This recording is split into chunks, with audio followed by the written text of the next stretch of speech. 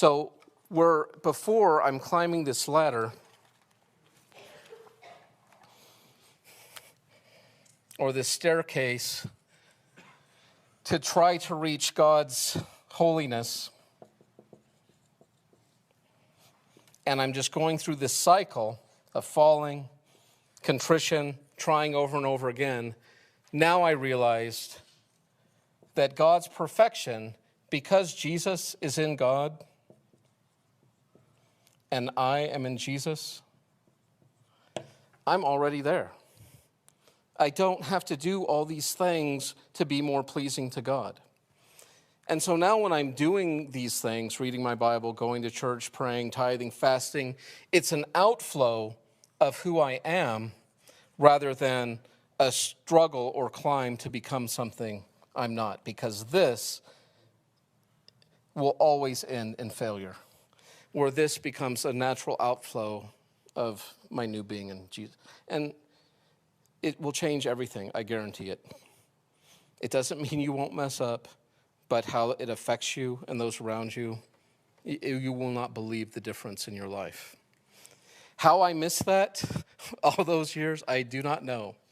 Because I know it was taught in my churches. It's just, I think I just had such a strong ego and such a strong will and was so headstrong and was so into self-discipline. And because, see, the downside with having all those self-disciplines and self-control and even spiritual disciplines is it kind of makes you a better person, and you get points, and it feeds your ego.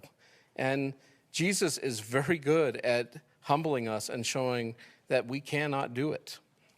So often it's the people that know they're weak and know they can't do it that have it so much easier because, they're just like, God, help me, I'm a sinner. I mean, forgive me. And they're on with it. Where those of us who think we're so good will keep trying and trying and trying and butting our head against that wall and keep going through this cycle.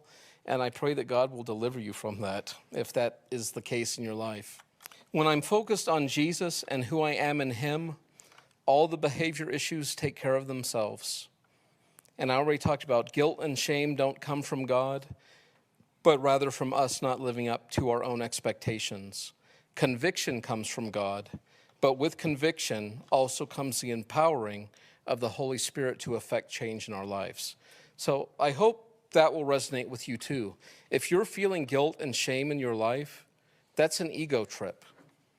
Conviction is God pointing out areas in your life that need to change, but with that conviction comes the power to change it. He's not leaving you to your own devices or your own techniques or skills. So if you're feeling guilt or shame, it should be a red flag that this is not from God, but rather from your own ego or your own flesh.